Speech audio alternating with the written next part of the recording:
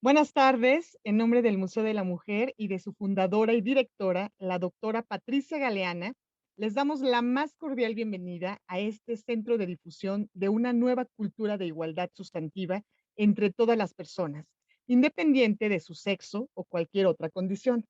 Cuando las condiciones sanitarias nos lo permitan, les invitamos a visitarnos en República de Bolivia, número 17, Colonia Centro, aquí en la Ciudad de México.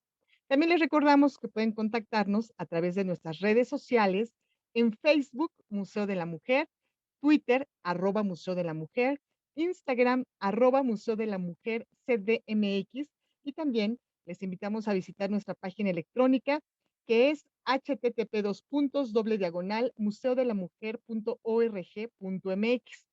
Y bueno, sin mayor preámbulo, quisiera presentarles a quienes van a presentarnos hoy este libro, las autoras. Heréndira Derbez, ella es historiadora del arte en la Universidad Iberoamericana, egresada de la licenciatura y la maestría. Sus estudios han enfocado en temas de género, arte mexicano y política. Ha publicado trabajos periodísticos en medios de comunicación y artículos académicos arbitrados en revistas nacionales e internacionales. Fue compilada en el libro Estamos de pie, esto por la editorial Planeta 2017, y su libro No son micro, machismos cotidianos, coescrito con Claudia de la Garza, fue publicado por Grijalbo en 2020. También estará esta tarde con todas y con todos nosotras, Claudia de la Garza. Ella es historiadora del arte, maestra en estudios de arte por la Universidad Iberoamericana, es doctora en ciencias sociales por la UAM Xochimilco, con especialidad en estudios de género. Además, es docente e investigadora de temas sobre moda, arte contemporáneo y feminismo. Escribe ensayo y ha encontrado en la curaduría y también en la museografía crítica una plataforma de enunciación a través del desarrollo de numerosas exposiciones a nivel nacional e internacional con temáticas sociales. Actualmente es coordinadora del Museo UNAM Hoy del ISUE UNAM. Y bueno, pues sin más preámbulos, ahora sí les doy el uso de la palabra a nuestras invitadas y comenzamos esta presentación editorial de No son micro, machismos cotidianos. Bienvenidos, bienvenidas. Hola, muy buenas tardes. Muchas gracias, Sandra, por esta presentación.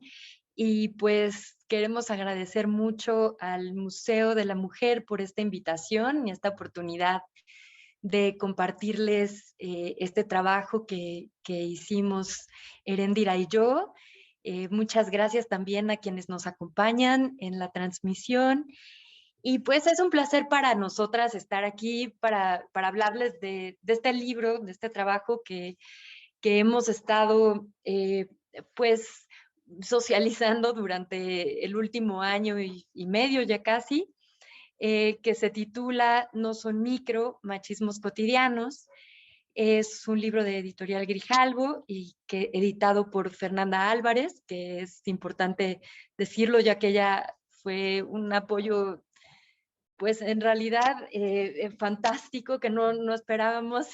Creo que ha sido un trabajo de lo más fluido y hemos podido trabajar de una manera maravillosa en este libro. Entonces, bueno, pues yo les quiero platicar un poco cómo empieza y de qué se trata este libro. Y aquí pues iremos alternando Heréndira y yo para poderles pues contar y mostrar un poquito de qué se trata este libro. Eh, la historia comienza cuando tuve el placer de conocer a Heréndira como alumna en una de mis clases de estudios de género y moda, que era lo que daba al principio. La conocí desde que iba a la licenciatura y he tenido la fortuna de acompañarla y pues de ahora convertirnos en compañeras, ¿no? Ella estaba en una clase ya en maestría conmigo, en donde hablábamos de estudios de género y arte.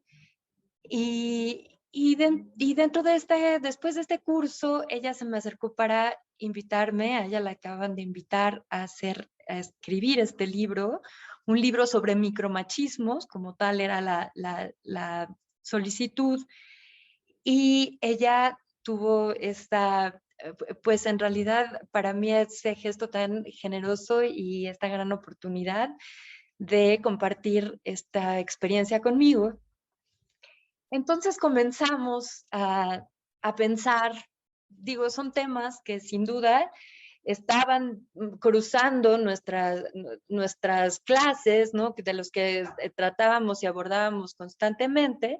Sin embargo, lo hacíamos desde otra mirada. Esta era una oportunidad para hablar no tanto o profundizar desde la teoría, sino desde la experiencia y tratar de conectar con más personas fuera de estos círculos en donde siempre nos estábamos desarrollando profesionalmente, laboralmente o nuestros propios intereses políticos, ¿no? A veces nos hablamos solo entre ciertos grupos muy concretos, entonces la posibilidad de escribir un libro sobre este tema era algo que se nos presentaba y se antojaba maravilloso, ¿no? Una posibilidad pues inigualable.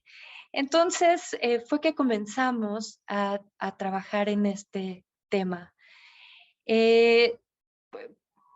Nuestra sociedad por siglos ha estado dividida y ha estado organizada de acuerdo a este orden de género, en donde se ha colocado a los hombres y a lo considerado, asignado como masculino, sobre las mujeres o lo considerado como femenino, ¿no? Con esta superioridad.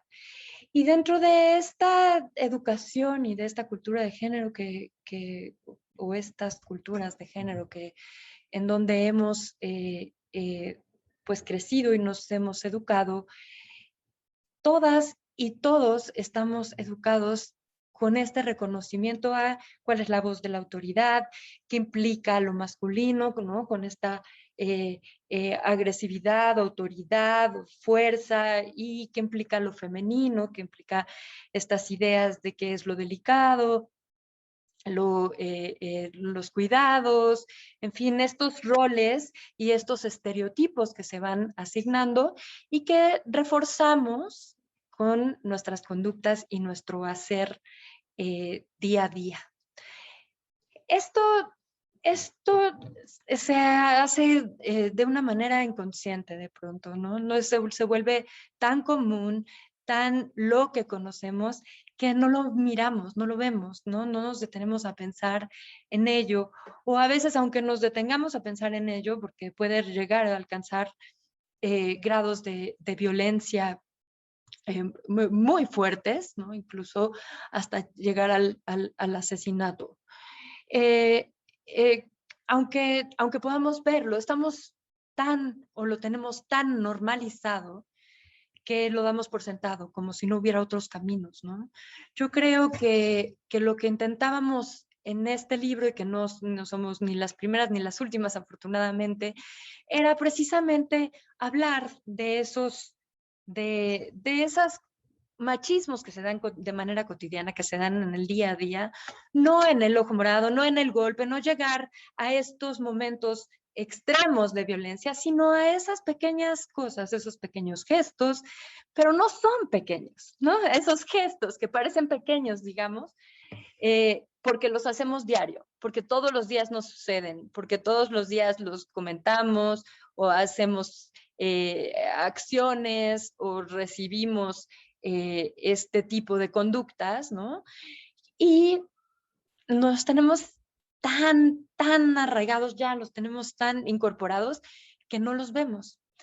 Entonces, esto se ha llamado, o este tipo de machismos, por su regularidad, por su frecuencia, se han llamado micromachismos. Este término lo acuña Luis Bonino, analista argentino en la década de los 90, y él lo hace para referirse particularmente a este tipo de microviolencias, como les llaman, ¿no? Estas violencias constantemente están ocurriendo dentro de parejas heterosexuales y que son formas en que los hombres afianzan cierto o ejercen poderes sobre su pareja mujer. En esta, él hace toda una categorización y en realidad su concepto está muy enfocado a estas relaciones. Sin embargo, precisamente porque ocurren con tanta frecuencia, este término empieza a ser muy útil para hacer visible toda una serie de experiencias, toda una serie de circunstancias que vivimos de manera cotidiana y que no vemos. Y entonces tampoco nombramos, ¿no? Que hemos naturalizado, que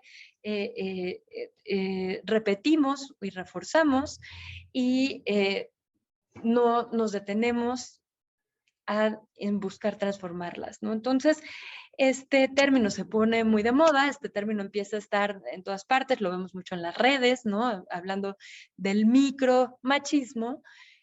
Sin embargo, aunque este prefijo micro tiene que ver más con su frecuencia, con la pregnancia, digamos, de estas conductas, nos remite siempre inevitablemente a algo pequeño, a algo insignificante, a algo que podemos pasar por alto, ¿no? Que como es chiquito, entonces no pasa nada y entonces, ¿por qué detenernos en ello, no?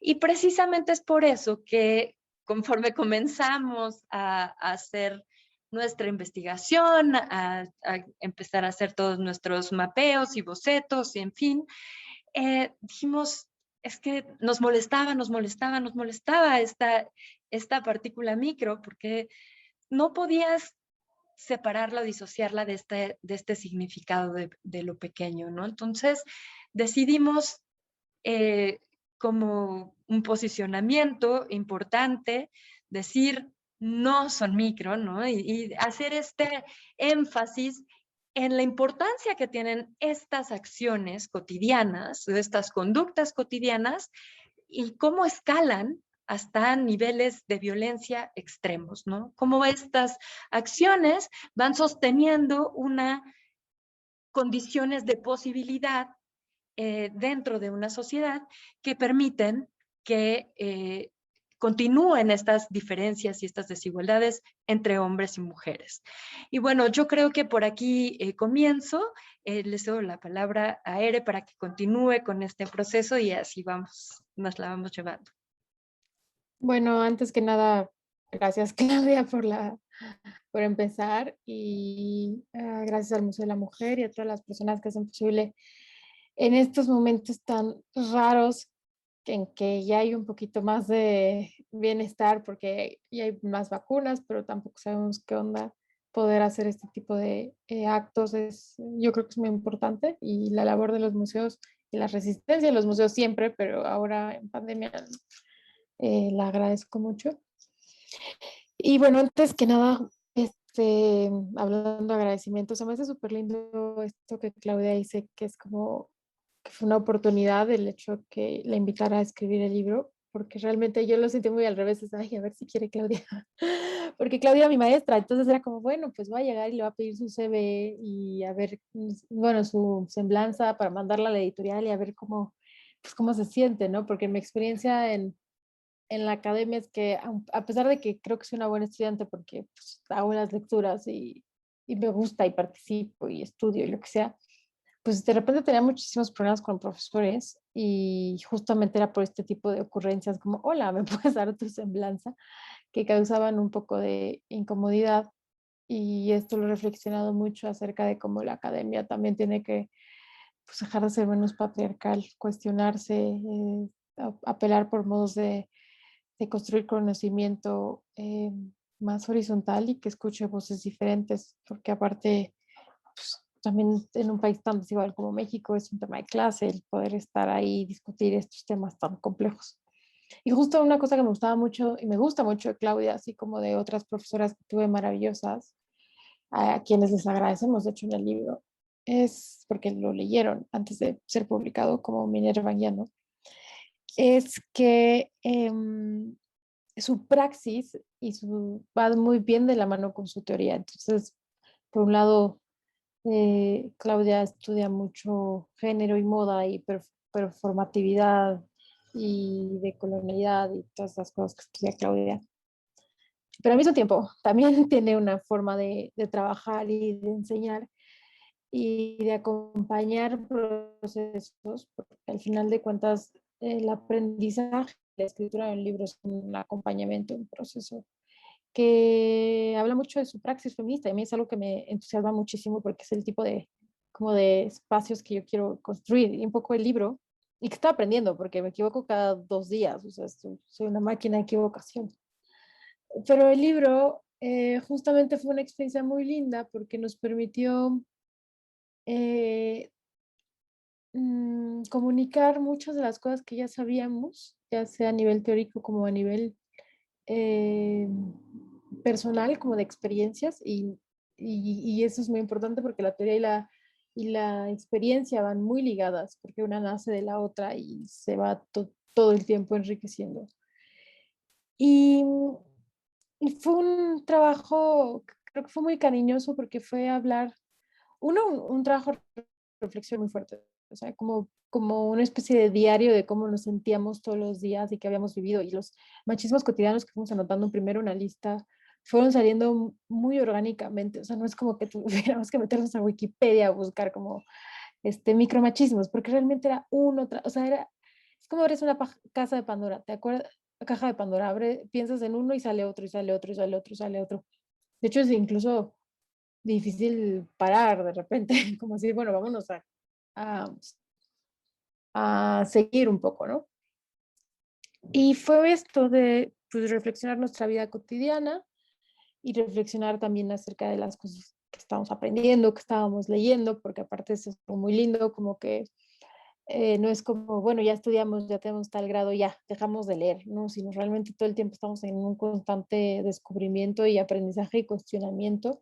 De hecho, hay cosas de repente que vemos en el libro que decimos, chin, esto ya lo habíamos, o sea, lo cambiaríamos, o le pedimos a nuestra maravillosa editora Fernanda Álvarez que nos haga el favor de hacer una corrección muy chiquita, pero que para nosotros tienen un valor, porque lo que demuestra es que nadie sabe todo y que todo el tiempo estamos aprendiendo, por más que estudiemos y tratemos de prepararnos. Y eso a mí me pareció un ejercicio muy atractivo a nivel personal porque pues me entretuvo mucho, nos entretuvo mucho, muy cansado también escribir un libro en los tiempos editoriales y esas cosas pues tampoco es tan fácil mientras las dos trabajábamos y estudiábamos. Pero a mí lo que me ha dado mucha satisfacción a, a esta distancia, o sea, con este tiempo que ha pasado desde que presentamos el libro en el Fondo de Cultura Económica, en la Rosario Castellanos, justamente fue de la penúltima presentación que tuvimos, o antepenúltima antes de la pandemia. Bueno, antes del encierro, que no creíamos que iba a durar esto. O sea, este ha sido un libro como que la gente lo ha leído en el encierro. Pero una, una de las, pues, mayores satisfacciones que me ha dado es darme cuenta que lo han leído personas de muy diferentes contextos. O sea, es un libro que de repente lo estaban leyendo en las primeras personas que llegaron que no conocía, que me decían, estoy leyendo tu libro, como por redes sociales están en Chihuahua y otras están sí, aquí en la Ciudad de México, pero otras están incluso en Guatemala o en lugares muy lejanos. Bueno, no es tan lejano, pero más estando encerrada Guatemala es muy lejos de la Ciudad de México. Y a nosotros nos animó mucho porque si bien sabíamos que era un libro muy situado, o sea, desde el principio decimos, escribimos desde aquí, somos estas personas y no planeamos ni pensamos hablar en nombre de todas las mujeres ni de nuestra cuadra, mucho menos pues, de todas las personas que hablan español. Sí, nos hemos dado cuenta que es un libro que ha resonado en distintas generaciones, en distintos contextos y eso a mí me parece muy, muy bonito porque al final de cuentas escribir un libro así, pues lo haces mucho por cariño, o sea, se ha vendido muy bien y lo que sea, pero no te haces millonario escribir un libro, o sea, no hay manera. O sea, con todo y que se ha vendido bien en términos editoriales de México, pues no, o sea, es como un acto de cariño. Y el hecho de que acompañe a otras mujeres y que sirva y que también sea una especie como de gancho para leer otras cosas, pues yo no sé, me siento muy contenta, o sea, creo que eso es algo que le tengo que agradecer infinitamente a este año y medio después, pues, a todas las chavas que lo leyeron, a todas las hijas que se lo regalaron a sus mamás, a las mamás que se lo regalaron a las hermanas, las tías, que a las abuelas, y alguno que otro hombre que también lo leyó y se ha hecho cuestionamientos que también sé que hay, y supongo que es un porcentaje menor, pero pues me da muchísimo gusto porque también el tratar los machismos cotidianos no es solamente nuestra chamba, no puede ser solamente nuestra chamba. Y ya, pues eso, agradecer muchísimo este espacio y agradecer a todas las personas que lo han leído, de verdad. Eh, no sé, o sea, me llena de emoción saber que les ha acompañado en algo. Bueno, y precisamente esta idea de acompañar creo que fue algo que tanto estuvo dentro del proceso de escritura y de confección del libro, como ahora, ¿no? En la parte posterior. Es un libro que para mí ha implicado, o que yo describiría como una conversación abierta. Precisamente, pues todo el proceso fue conversar entre nosotras, entre todas las personas que contribuyeron con sus observaciones, con sus experiencias, con a la gente que leímos, que de pronto también ahí se trata de diálogos con ellas, ¿no? Y bueno, sobre todo a partir de experiencias, ¿no? Nosotras, eh, parte del proceso fue, si buscábamos, bueno, de entrada la idea era hablar o dirigirnos más hacia mujeres jóvenes, pero a nosotras nos parecía muy importante que también pudiéramos establecer diálogos con mujeres que no necesariamente, que a lo mejor ya no son tan jóvenes, o más bien son más maduras. Pensábamos en nuestras abuelas, que muchas veces no es que no supieran o no es que no lo tuvieran, pero a veces no sabían cómo nombrar muchas de las experiencias que vivieron, y que pensar en todos esos machismos que ellas han enfrentado a lo largo de su vida y que siguen enfrentando, y cómo se van transformando, digamos, a lo largo de la vida de una persona, ¿no? Cómo son o cómo se van haciendo esos tratamientos diferenciados por género, y que era importante abordar. Entonces, eh, el libro tiene una organización o una propuesta de estructura que, por una parte, tiene que ver con una cronología de vida, ¿no? Pero por otra parte, tenía que ver más con las propuestas de las geógrafas feministas y cómo se piensan los espacios, ¿no? El cuerpo como un primer espacio en el que habitamos, que va a determinar o que no determina necesariamente, más bien la palabra sería que sí va a definir, o va a ser un filtro a través del cual nos relacionamos y convivimos socialmente y establecemos nuestras relaciones, digamos, que es eh, muy importante, ¿no? Entonces, lo que yo proponía ahí era justo hacer tratar de hacer esa estructura que fuimos delineando, entonces, a partir del cuerpo, y generando estas espacialidades cada vez más amplias, ¿no? Para terminar ya en la calle, en lo público, en los medios, que fue como lo fuimos tejiendo. Es un libro que también buscamos referencias que tuvieran que ver con situaciones y ejemplos muy actuales, así como también algunas cuestiones o algunas situaciones que nos parecían pues como muy tradicionales, ¿no? Por ejemplo, cuando nos referimos a cuestiones de música, o en donde vamos tratando de intercalar ejemplos que pudieran tocar a distintas generaciones, ¿no? Además, bueno, nosotras mismas somos de generaciones pues distintas, mucho. Entonces, tenemos también otros referentes, otro tipo de circunstancias personales en donde nos vamos enfrentando cada una a distintos machismos y que son los que nosotros hemos vivido. Como explicaba Ere, es muy importante decir que es un libro absolutamente situado, jamás pretendemos hablar por nadie, ¿no? Sin embargo, son una serie de experiencias que creemos que sí pueden resonar, aunque sean vividas de manera muy distinta, pero que tienen ciertos puntos de identificación para los cuales, desde los cuales sea posible establecer diálogos y establecer coincidencias, ¿no? Yo creo que eso ha sido como la gran magia, digamos, de lo que hemos podido vivir después con el libro y las relaciones que hemos podido establecer, las conversaciones que hemos podido establecer con lectoras, en donde han encontrado puntos de identificación y que nos ha permitido hablar, ¿no? Hablar más allá y plantear experiencias que muchas veces pues pueden rebasar, digamos, los ejemplos que están ahí contenidos. De alguna manera son una serie de experiencias, una serie de ejemplos, pero que en realidad tienen como objetivo poner estas experiencias que podemos compartir, pero que son una lista en progreso, ¿no? No pretende ser exhaustiva ni pretende cerrarse, sino que cada una o cada quien puede ir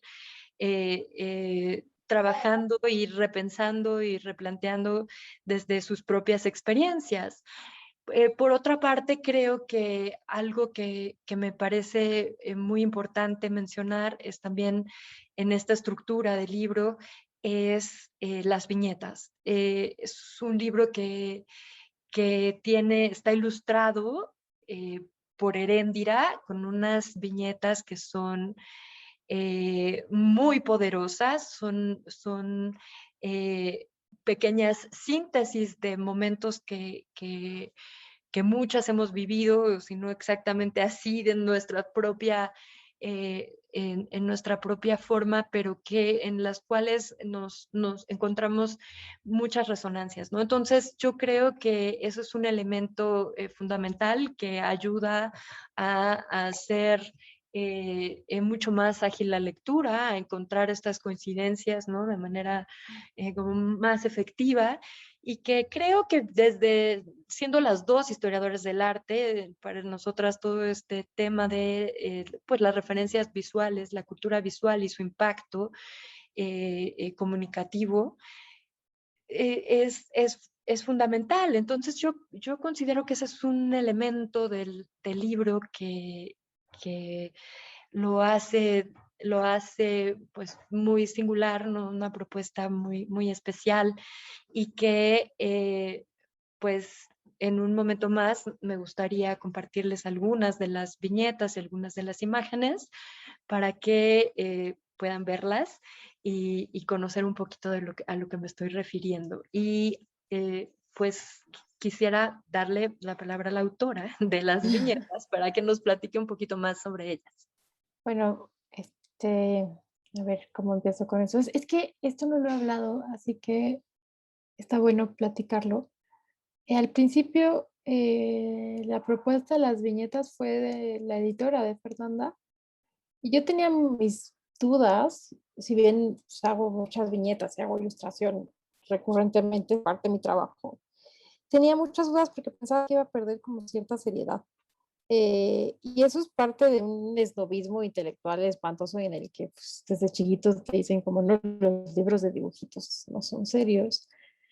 Y me parece interesante ver cómo hay revistas, por ejemplo, es muy famosa en Estados Unidos, The New Yorker, que tiene textos muy densos de repente y también tiene viñetas, no hay ningún problema de esto de pelear como los textos serios con el humor y también pensar como la tradición de la caricatura en México. Y alguna vez me dijeron que si no le quitaba seriedad o si no me estaba poniendo el pie en alguna presentación o no me acuerdo si fue una entrevista, alguien me preguntó eso como si no estaba haciendo daño al texto al infantilizarlo.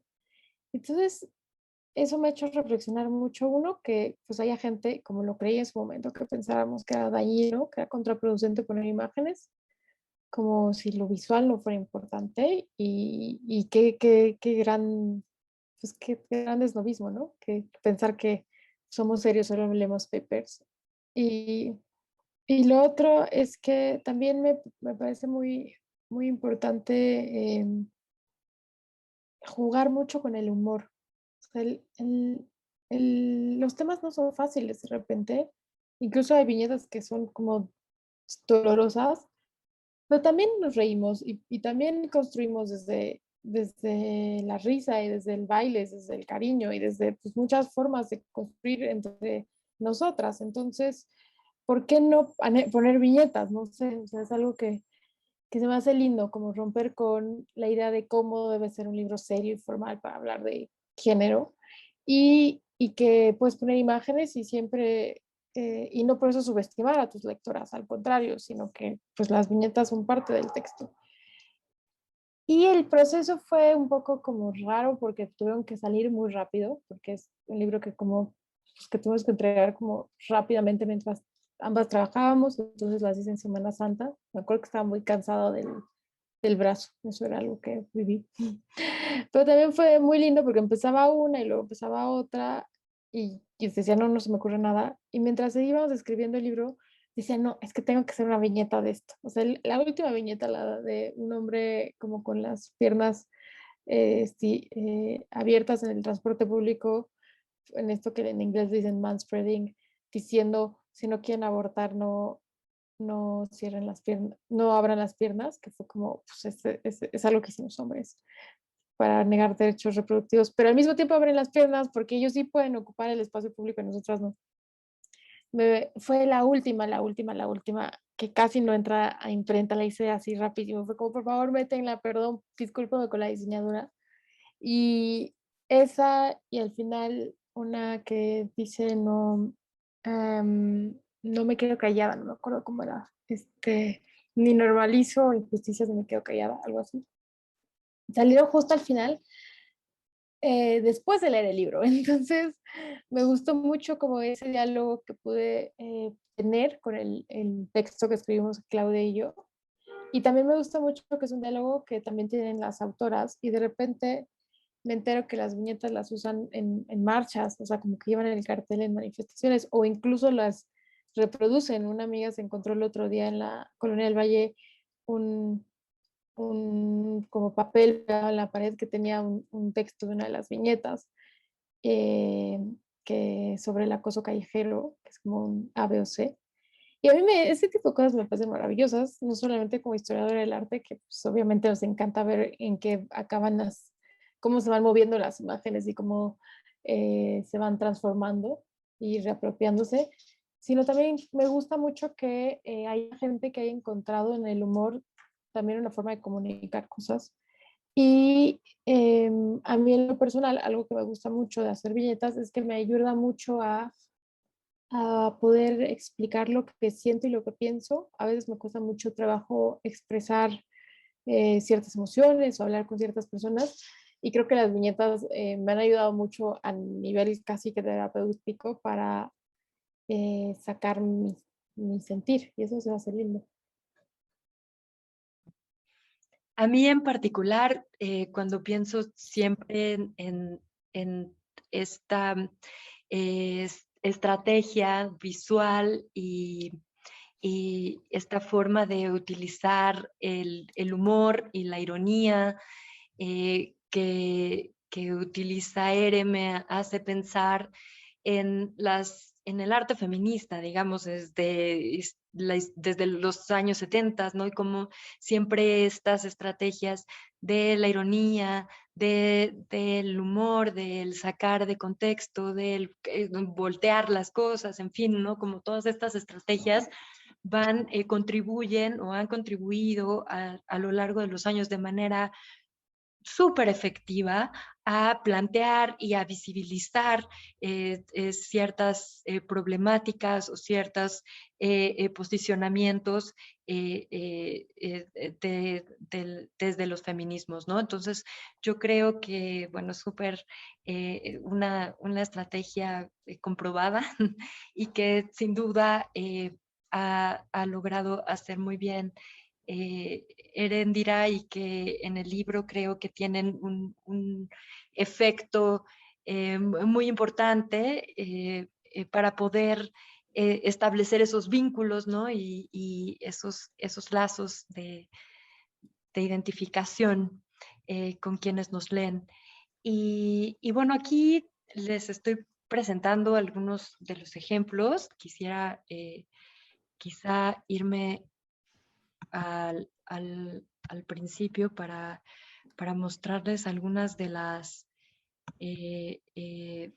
bueno, de estas ilustraciones de Erendira y quizá comentarles un poquito más sobre, pues, sobre esta estructura del libro que les comentaba, ¿no? A ver, lo estoy haciendo al revés, perdón. Está padre que vean lo de la estructura, no por el libro, sino por si un día quieren escribir un libro, hacer un trabajo final de carrera o algo así, pueden robársela. Es libre. Bueno, pues es este tipo de viñetas que además todas, no, o sea, cualquier parecido con la realidad no es pura coincidencia, en realidad todas son experiencias reales o que vimos, ¿no? En momentos que ocurrieron, ¿no? A veces en los medios los cazamos, a veces son referencias de amigas o propias, ¿no? Esta tiene mucho que ver con algo que le pasó a Ere, que igual podrías platicarlo. Bueno, esto es un poco mi experiencia siempre en las mesas de medios. Bueno, hace mucho no estoy en una mesa de medios, pues yo trabajando en cosas de periodismo ocasionalmente. Y me acuerdo que siempre era una tras otra en las mesas que no había ni una mujer. Y me acuerdo que les decía como, oigan, no es posible, no hay ni una mujer, no hay ni una mujer. Y en ese momento, pues fue hace como 6 años, era como, no menos, como 5 años, pero aún así ha habido un cambio rápido, relativamente rápido para decir, no, pues no podemos hacer paneles solo hombres. Era como, ay, qué exagerada. Este, o sea, otra vez, no sé, como disco rayado. Y ahora, pues lo han medio modificado, específicamente en este medio donde trabajé, pero sigue siendo la realidad. O sea, hasta hace muy poco hubo una mesa en un programa de estos de señores opinando de aborto, que era sin una sola mujer o, bueno, o sea, a veces hay muchos y no hay una sola mujer, pero incluso en temas de aborto, no sé, ya era como el colmo, ¿no? Era como, vamos a hacer una mesa para hablar de lactancia sin nadie que pues, en su vida haya lactado y diga cosas así como, no, es que yo tomé leche o yo fui feto, o sea, porque había gente que decía esas cosas como yo puedo opinar porque yo fui feto. Eso podría darse para una viñeta ahorita que lo pienso. Entonces, pues sí, realmente lo que dice Claudia es totalmente cierto. Espero que nunca me quieran cobrar regalías las personas que me inspiraron para crearlas, inmortalizarlas en dibujos. Y bueno, como les comentaba, pues van pasando, yo ahora se las estoy mostrando de atrás para adelante en realidad, para irme al ejemplo que mencionaba Ere hace un rato de las piernas abiertas, que fue la última ilustración que entró en el libro. Pero bueno, como les decíamos, pues también van pasando por distintos ámbitos, ¿no? La estructura en donde hablamos del ámbito laboral, ¿no? De estas diferencias, de qué implica, digo, hay desde entradas que hablan de del techo de cristal, o que hablan de la brecha salarial, pero también de qué pasa dentro de las familias, ¿no? O qué pasa dentro del espacio público. Esta de la revictimización, en donde lo vemos en casos constantemente, ¿no? Pero aún viéndolo muchas veces escuchamos personas que aunque se enuncian y es desde el feminismo y los derechos, de pronto no, empiezan a revictimizar a alguien, ¿no? Entonces eso lo hacemos muchas veces sin darnos cuenta, y es importante que pongamos mucha más atención, digamos, en la manera en que nos referimos y cómo actuamos frente a las víctimas, sobre todo en el caso de violación y violencia, que es tan frecuente que veamos estas revictimizaciones en los medios de comunicación constantemente. Creo que estas son denuncias que se están haciendo ahora de manera mucho más generalizada, en donde ya lo vamos detectando y señalando, pero precisamente este libro se trata de contribuir a eso, que podamos ir nombrando, que podamos ir señalando este tipo de conductas. Algo que también me gustaría añadir es que el libro tiene un glosario en la parte de atrás. Hay una serie de conceptos que a lo mejor desde quienes estudiamos estudios de género podemos manejar de manera pues ya muy familiar. Sin embargo, de pronto empiezan a aparecer por ahí, nos los topamos en redes, nos lo topamos en la prensa, pero no no todo el mundo están muy seguras de qué significa esto, o cómo utilizarlo, o a qué se refiere. Entonces, se trata un poquito de ir también haciendo un piso en común, en donde de manera pues lo más sencilla posible puedas entrar, digamos, a estos temas, que puedas ser una puerta de entrada, y también, por supuesto, con toda una bibliografía, que es la que está ahí consultada y que también es precisamente solo una puerta de entrada, pero que para quienes tienen más dudas, más inquietudes, quieren seguir leyendo, quieren seguir informándose, estén esas referencias y esos materiales disponibles. Sí, es como interesante ahora que mencionas lo del glosario, que de hecho fue idea de Minerva Anguiano, a quien mencioné anteriormente, que es esta historiadora del arte, curadora, antropóloga, es una mujer muy, muy brillante y es amiga querida de ambas.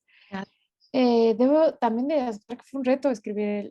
Una piensa que ya se sabe todos los conceptos, pero realmente los conceptos están todo el tiempo también en disputa.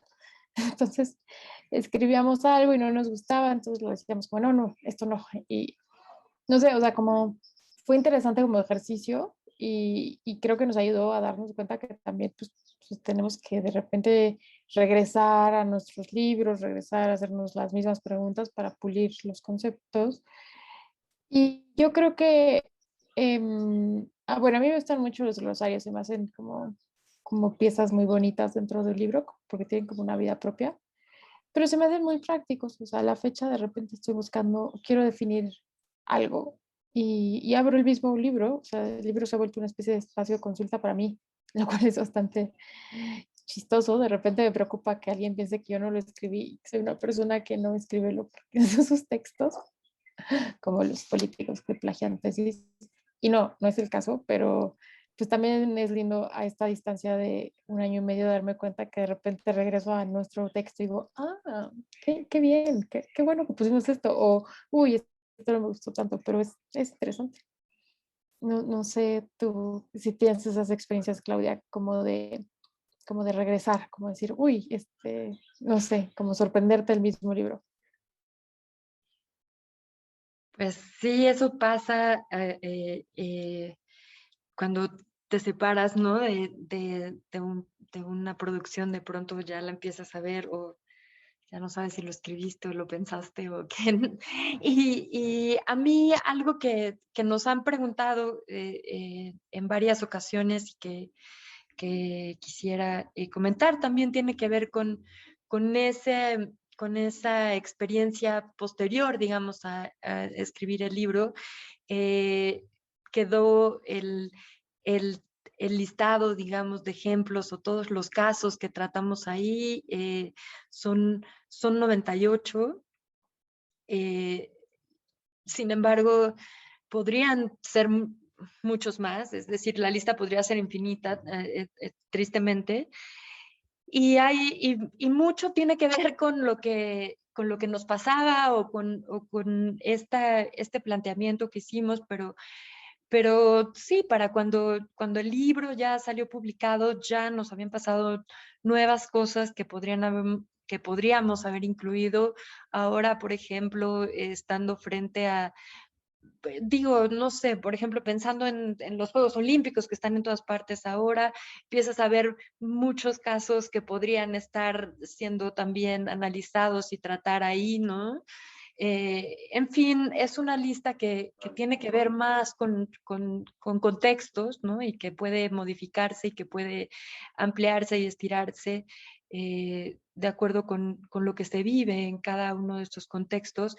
Sin embargo, lo que nos interesaba aquí era precisamente poder poner algunas líneas y algunas ejes, ¿no? Como para pensarlos, algunos conceptos, y esa posibilidad de abrir conversaciones, no necesariamente con nosotras, no en estos espacios que son riquísimos y aprendemos mucho de ellos, sino con cada quien y las personas que le rodean, ¿no? Lo que comentaba Erendira al principio, hemos podido pues ver que para muchas fue una herramienta para poder platicar con sus padres, con sus madres, ¿no? Con sus novios, con sus parejas, ¿no? En fin, como para poder establecer ciertos diálogos que a lo mejor no habían podido entablar, no sabían cómo o que habían estado buscando, y que esto les sirvió como una herramienta. Entonces, bueno, ese es precisamente, creo que la intención y pues también el que haya sido útil para ellas, para estas personas, pues también es la mayor satisfacción, ¿no? Para nosotras. Aún, digo, esto lo digo mientras tenemos este ejemplo aquí. Es buenísimo que podamos tener estas herramientas, pero tampoco se tiene que convertir en nuestra responsabilidad buscar y educar a quienes no quieren, ¿no? También ahí tiene que haber esta voluntad. Y bueno, pues creo que hemos tenido una grata sorpresa al encontrarnos con mucha gente que tiene esta voluntad de entrar y entender y transformar su entorno y las cosas, ¿no? Sí, es muy, ahora que, bueno, entre las muchas cosas que dijiste, lo que mencionas sobre los Juegos Olímpicos, wow, o sea, es que no, de repente, no sé, me pasa que, ¿cómo me sigo sorprendiendo? Pero me sorprendo, o sea, este rollo de que a la selección de Noruega de voleibol no las dejen competir en shorts. Yo sigo en shock, o sea, que tengan que pagar. O sea, bueno, Noruega, como quieras, al menos hay cierta equidad salarial, pero de todas formas no lo hay, del 100%. Pero encima tienes que gastar dinero porque te multaron por ir a trabajar en la ropa que los hombres sí usan, pero tú no puedes porque tú tienes que usar bikini a fuerzas. Y yo recuerdo desde muy pequeña lo incómodo que era para mí escuchar lo hipersexualizadas que eran las voleibolistas, y yo decía, bueno, pues es cómodo. Ya luego, pues creciendo y haciendo más ejercicio, me daba cuenta que no era nada cómodo, pues, de saltar en ese tipo de ropa cuando es mejor usar shorts o licras. Pero pero lo que me sorprende es cómo la mirada masculina, o sea, el male gaze, que le dicen en inglés, sigue teniendo tantas repercusiones a niveles institucionales. Es como, no, no estás bien vestida porque te vamos a multar porque no traes calzoncitos en lugar de shorts. Bueno, yo sigo en shock, no puedo creer que esas cosas sigan pasando. O sea, creo que o sea, en algunos años vamos a acordarnos de esto con vergüenza, pero al final de cuentas son cosas que siguen pasando. Hace tiempo fui a un programa de televisión y querían que a fuerzas usara tacones y yo me negué a usar tacones. Más que nada por fines prácticos, era porque pues, tengo una lesión en un pie por hacer deporte, de hecho, y no puedo usar tacones. Y yo pensaba, como no es posible que a estas alturas me sigan diciendo que tengo que tener este tipo de ropa para aparecer en el set. Y a los días siguientes pasó lo de las deportistas y sí decía como, no, es que no puede ser. Creo que la pandemia me ha hecho mal en el sentido que he estado muy encerrada en mis cosas y no me acuerdo que el mundo real sigue siendo lleno de machismos hipernormalizados en los que vemos pues perfectamente normal condicionar la actividad profesional de una mujer por que la ropa que usa no cumple con los estándares de pues, cosificación, objetivización de esta mujer. ¿Y ya? Pues sí, y yo creo que, bueno, yo siento que por nuestra parte yo lo iría cerrando aquí para poder abrir un poco el espacio a preguntas. No sé, Sandra, si te parece. Claro que sí.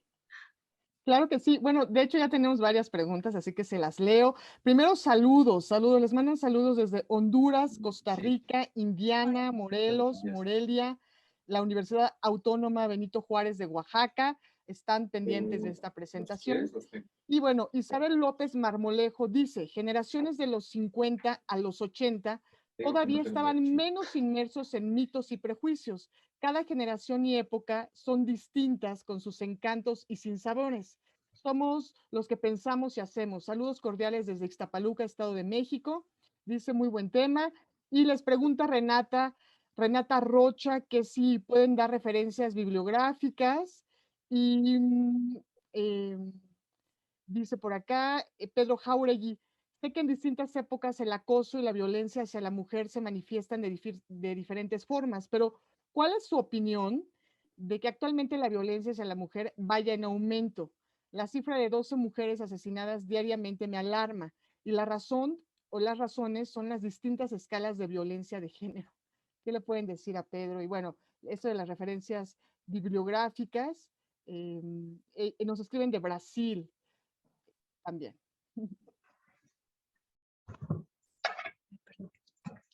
Qué Pues lejos. sí, muchas gracias a todas y a todos por los saludos.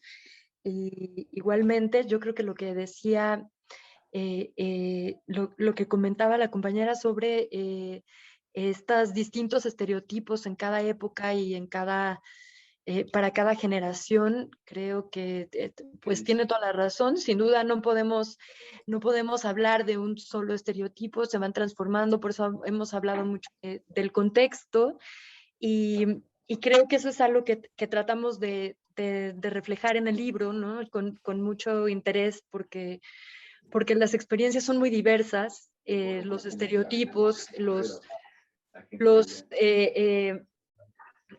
prejuicios a los que nos enfrentamos cada quien en nuestros distintos contextos, tanto de época como situados geográficamente, en nuestro espacio laboral, de acuerdo con la clase social, en fin, con todos los distintos ejes que nos cruzan, ¿no? Que nos llevan a una experiencia en particular, pues son muy distintos, ¿no? Entonces, creo que, por ejemplo, este ejemplo que ponía Ere sobre la sexualización del vestido de las deportistas y cómo ha ido ese desarrollo, y si nos ponemos a observarlo, es muy interesante ver cómo ha ido, ay, no sé de dónde viene ese ruido, esa voz, pero creo que que es muy interesante cómo podemos observarlo y cómo en cada lugar opera de manera distinta, ¿no?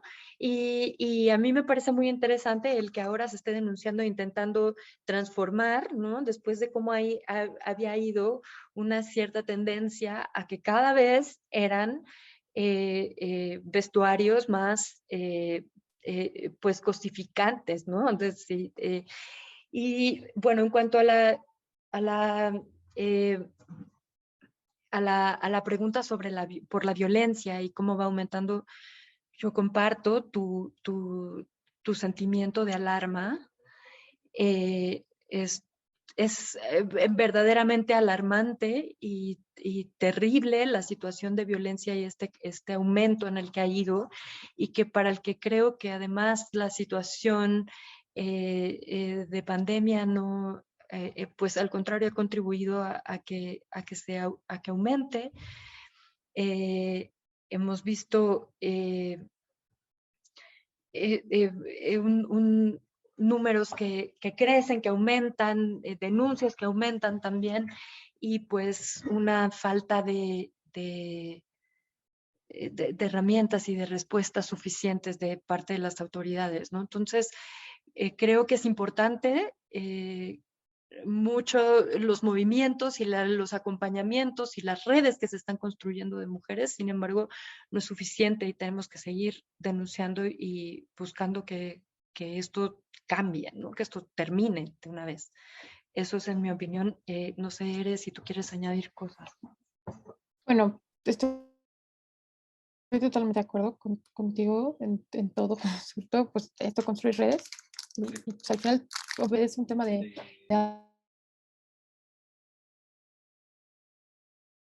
obedece a un tema de impunidad muy fuerte, y también, eh, por otro lado, creo que, o sea, en la pregunta acerca del el número de asesinatos de mujeres, pues también hay que entender que o sea, no es, o sea, sí, evidentemente es un problema de género, pero también como nos lo han explicado las especialistas y los especialistas en términos de seguridad, tiene que ver con la extrema violencia que se está viviendo en México. En ese aspecto, hablando que nos piden recomendar bibliografía, les recomiendo muchísimo el informe de Intersecta que se llama Las dos guerras, en las que habla la así llamada guerra contra las drogas, que es un término muy problemático, y la violencia que vive la sociedad a partir de ella, y la violencia de género, porque pues van de la mano, o sea, no se van vinculando de alguna manera. Y creo que eso es muy importante, hay que entender. De repente hay gente que dice, sí, es que a los hombres también nos matan, ¿por qué no les importa? Pues claro que nos importa, a las feministas nos importa la violencia en términos generales, pero hay que entender la complejidad y los matices y las especificidades de cada una. Eso creo que es básico. Y bueno, ya cumplí la pregunta de la bibliografía. Y también respondiendo a otra pregunta que está aquí en el chat, que dice Nancy Mendoza, no entendí, ¿los micromachismos se dan solo entre parejas heterosexuales de hombres a mujeres? Bueno, el libro se llama No son micro justo porque tratamos de no usar el término micromachismo, sino de replantearlo y recuestionarlo, aunque estamos muy de acuerdo, pues estamos totalmente a favor de que Luis Bonino en los 90 dijera hay que hablar de esto y le pusiera el nombre. Y para hablar de esas violencias, para hablar de las violencias de pareja, de parejas heterosexuales, de hombres a mujeres, él habló de micromachismos. Pero en este momento hablamos de machismos cotidianos y nos referimos a violencias que tienen que ver con género, que aparentan ser muy sutiles, pero que sostienen un problema mucho más grande, que repercute sobre todo en las mujeres y en las disidencias sexuales, pero de alguna forma reproducimos todas, aunque ponen siempre a los hombres heterosexuales, que evidentemente eso se intersecciona con hombres blancos, hombres con dinero, hombres de ciudades, etcétera, en posiciones de poder mucho más altas que permiten ser violentadores. Pero bueno, espero que haya podido responder las varias preguntas de un jalón. Claro que sí. Y bueno, pues ya no tenemos más preguntas. Si ustedes lo tienen a bien, podemos ir cerrando con algún último comentario. Por ejemplo, ¿dónde podemos conseguir esta publicación? Digitalmente lo podemos pedir. Eso se me ocurre también decírselo al público. Y después ya estaremos presentando los reconocimientos a las autoras invitadas en esta presentación. Adelante, Claudia, Ere. Bueno, el libro lo pueden conseguir en muchas plataformas. En realidad está en las principales librerías que pueden encontrar tanto en su versión eh, física como digital, incluso en la propia editorial también lo pueden conseguir. Eh, También, como siempre comenta Ere, y que me uno también a su recomendación, es que si pueden conseguirlo en librerías pequeñas, en librerías chiquitas de su barrio, en librerías que, que, que no sean de estas grandes corporativos, sino en librerías más pequeñas, pues opten por ellas y las apoyen, ¿no? Yo creo que es un momento de especialmente importante para apoyar a estas librerías y que sobrevivan, pero bueno, por supuesto que si pueden adquirirlo donde les sea, pues donde puedan tener la oportunidad.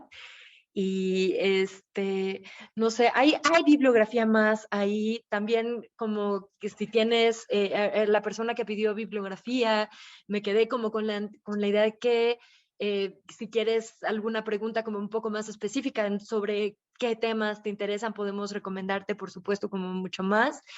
También decirles que nosotras estamos en Facebook y en Instagram, no son micro, y también En pueden, Twitter también. en Twitter también estamos con micro, ya se me está olvidando, no soy tan tuitera, disculpen. Y también pueden buscarnos en nuestras redes personales. Yo estoy en Instagram como Clouchdela o como Desbordes Fem, y lo mismo en Facebook. Ere. @rderbez y hago dibujitos en Facebook. Me encuentran en todas partes. Y Y entonces pueden ahí preguntarnos cosas o podemos seguir la conversación, digamos. sí, por cierto, nada más para puntualizar esto que dice sobre la bibliografía, el libro hasta el final tiene toda la bibliografía, o sea, para nosotros es súper importante citar adecuadamente. Por adecuado no me refiero al formato, sino pues reconocer el conocimiento que vertemos de algún lado. Y también el libro siempre fuimos muy cuidadosos poniendo pies de página, no solamente de libros y películas o videos, etcétera, sino incluso también de personas especialistas que nos dieron su consejo para un apartado. O sea, creo que eso siempre pues nos fue muy importante, y si abren el libro pues, y lo leen y tienen dudas, pues por ahí pueden ir viendo a quién necesitamos. Y tenemos unos últimos comentarios que acaban de llegar, que les agradecemos mucho a todas las personas que amablemente nos han escrito, ya sea a través de la transmisión en Facebook o aquí en el chat, en la sesión de Zoom. Olga Madrid dice, bien chicas, valor para denunciar y publicar más y más estas denuncias.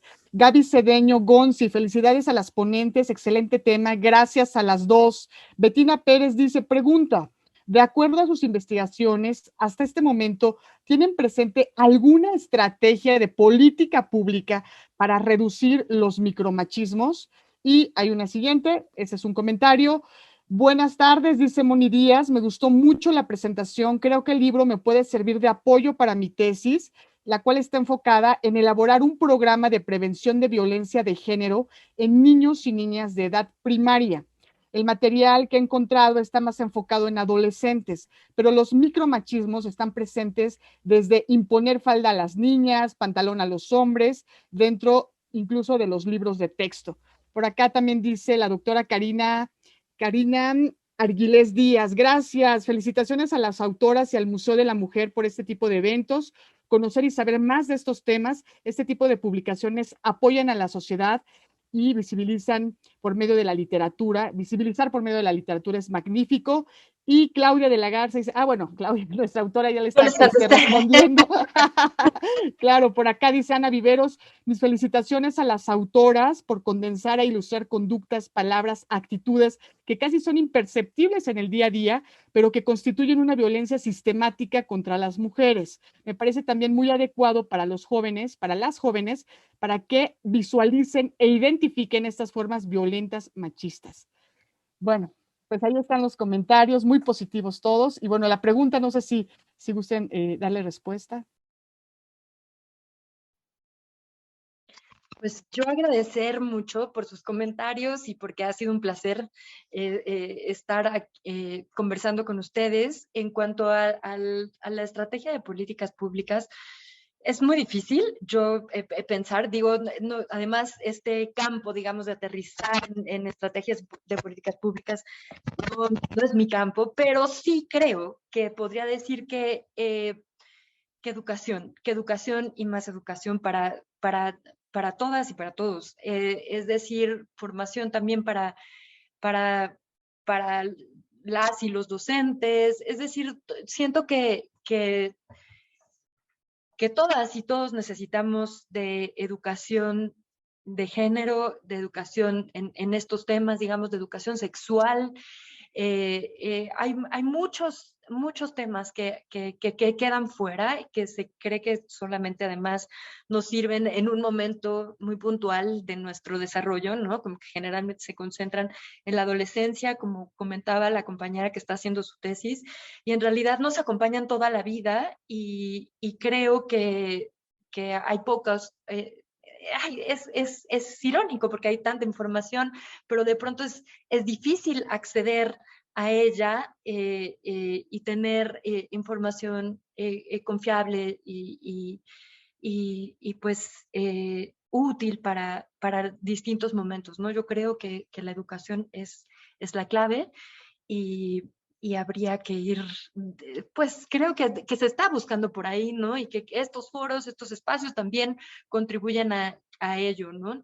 Esto es, pero bueno, por supuesto que tendría que generarse ciertas, de otras maneras, ¿no? Estas estrategias. Eso no sé si tú quieras comentar algo más, Ere. No, nada, que fue como una pregunta de tesis doctoral de políticas públicas para erradicar machismos cotidianos. No tengo ni idea, pero así como se puse a pensar, sí creo que lo que dice Claudia de la educación es importantísimo, porque es un tema de aprender y desaprender todo el tiempo los machismos cotidianos. Y lo que sí estoy segura que no es por ahí es no pues con hacer más leyes y más